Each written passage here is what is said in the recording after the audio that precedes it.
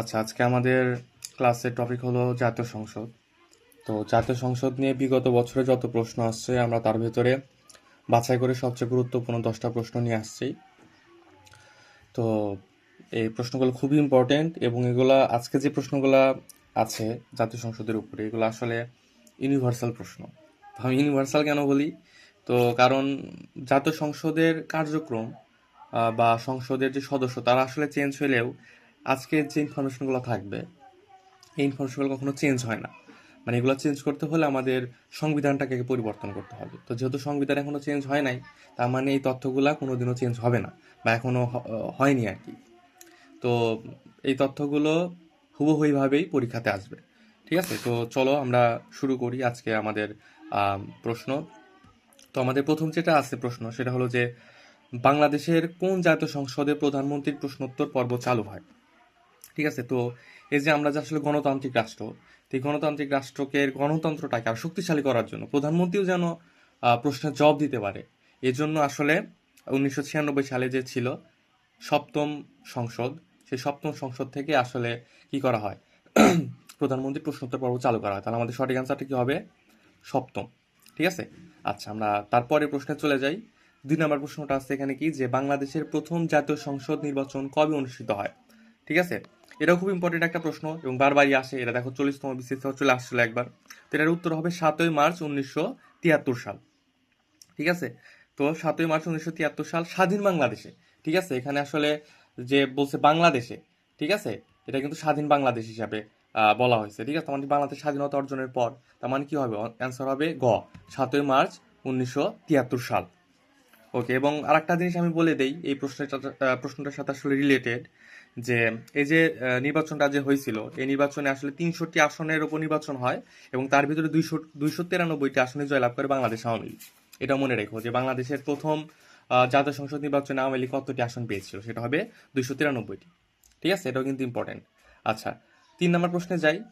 দেখো এখানে কি বলছে, যে জাতীয় সংসদের অধিবেশনে কোরাম হয় কতজন সদস্যের উপস্থিতিতে? ঠিক আছে, তো কোরাম জিনিসটা আসলে কি? কোরাম মানে হলো, যেটা সহজ ভাষায় বলে, ন্যূনতম সংখ্যা। ঠিক আছে, তো ধরো যে সংসদের অধিবেশন ডাকা হয়েছে, সংসদে একটা বিল পাস হবে বা কোনো একটা প্রস্তাবনাকে পাস করানো হবে। তো সেখানে যদি সংসদে তো সাধারণত ধরো 300টি বা 350টি আসন থাকে। তো এখন ওইভাবে আসলে 300 বা 350টি লোকজন সদস্য আসলে উপস্থিত থাকে। তো এখন যদি কোনো কারণে এরকম হয় যে সংসদে উপস্থিত লোক সংখ্যা 60 জনের চাইতে কম, ঠিক আছে, তাহলে তখন উত্থাপিত কোনো বাজেট বা কোনো প্রস্তাবনা আসলে পাস হয় না। ঠিক আছে, বা পাস হওয়ার পাস যে হবে না, এই সিস্টেমটা আসলে বলা হয় কোরাম। তার মানে কোনো একটা সিদ্ধান্ত নিতে হলে বা সংসদের অধিবেশনটাকে পরিচালনা করার জন্য ন্যূনতম 60 জন মানুষ দরকার হয়। এই 60 জনকে বলা হয় কোরাম। ঠিক আছে, তো অ্যান্সার হবে কি আমাদের 60 জন। ঠিক আছে, খ নাম্বার। ওকে, তারপরে প্রশ্নে যাই আমরা। 4 নম্বর প্রশ্ন, তো এখানে কি বলছে, যে বাংলাদেশ জাতীয় সংসদের প্রতীকের নাম কি? এটা খুবই ইম্পর্টেন্ট একটা প্রশ্ন এবং খুবই কনফিউশনিং একটা প্রশ্ন। ঠিক আছে, কেন বললাম কনফিউশন? দেখো, যেখানে ক নাম্বারেও আছে শাপলা, আবার ঘ নাম্বারে আছে কি, জলজ শাপলা।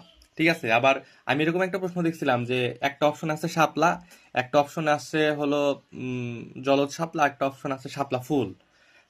ঠিক আছে, তো আসলে কোনটা হবে সঠিক অ্যান্সার? তো সঠিক অ্যান্সারটা হবে হলো জলজ শাপলা।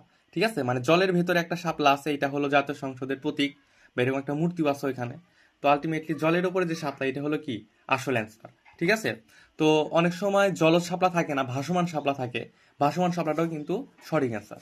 ঠিক আছে, তো জলজ শাপলা থাকুক অপশনে বা ভাসমান শাপলা থাকুক, যেটা থাকবে সেটা আমরা সঠিক অ্যান্সার দিব।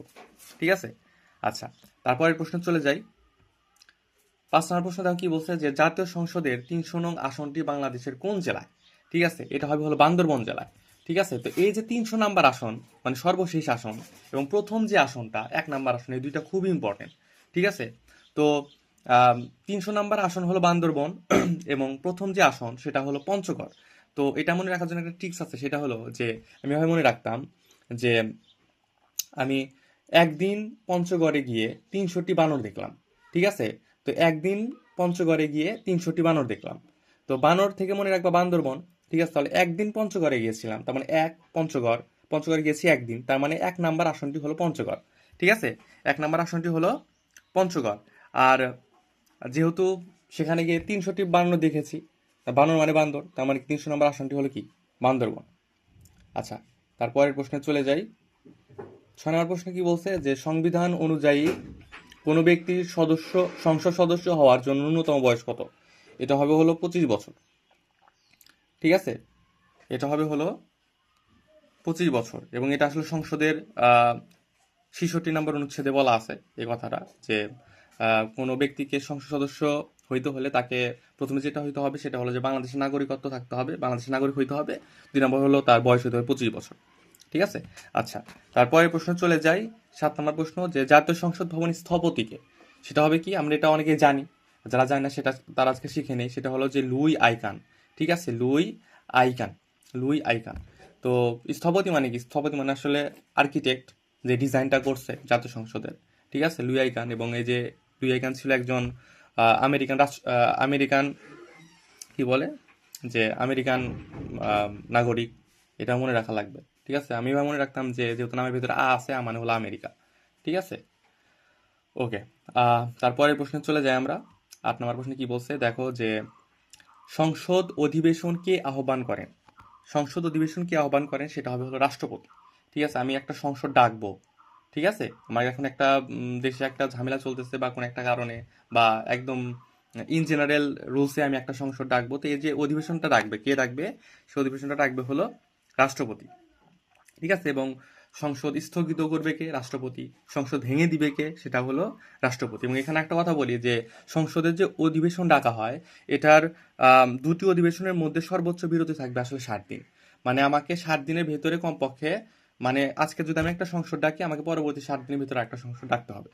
ঠিক আছে, আরো চাইলে আরো বেশি ডাকতে পারবো, মানে একজন রাষ্ট্রপতি আর কি, আমি না, মানে একজন, সরি আমি এখানে ভুলে স্পিকার দাগাই ফেলছি, এটা আসলে রাষ্ট্রপতি হবে। এটা আসলে রাষ্ট্রপতি হবে, যাই হোক আমি দাগায় দিই রাষ্ট্রপতি।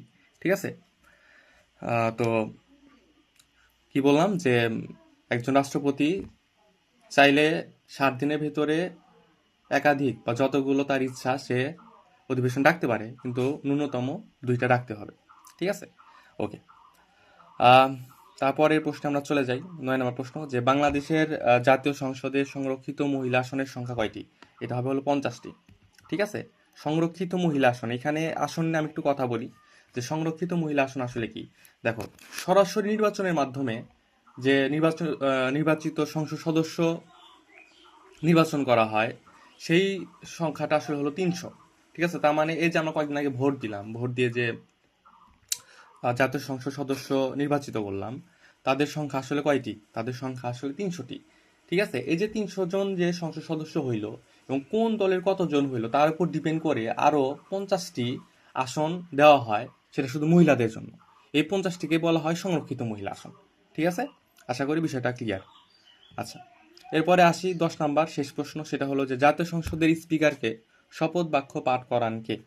ঠিক আছে, এটা খুব ইম্পর্টেন্ট একটা প্রশ্ন, এবং এটাও হবে কি, রাষ্ট্রপতি। ঠিক আছে, এটা হবে কি, রাষ্ট্রপতি। জাতীয় সংসদের স্পিকারকে শপথ বাক্য পাঠ করান রাষ্ট্রপতি। ঠিক আছে, এবং শুধুমাত্র স্পিকার না, যদি বলে ডেপুটি স্পিকার, স্পিকার এবং ডেপুটি স্পিকার দুজনকে শপথ বাক্য পাঠ করান রাষ্ট্রপতি। ঠিক আছে, এবং এই যে রাষ্ট্রপতি যে স্পিকার আর ডেপুটি স্পিকারকে শপথ বাক্য পাঠ করাইলো, এর পরবর্তীতে এই স্পিকার যা কি করবে, আর যত সাধারণ সংসদ সদস্য আছে সবাইকে শপথ বাক্য পাঠ করাবে। ঠিক আছে, ঠিক আছে, আজকের ক্লাসে এই পর্যন্তই।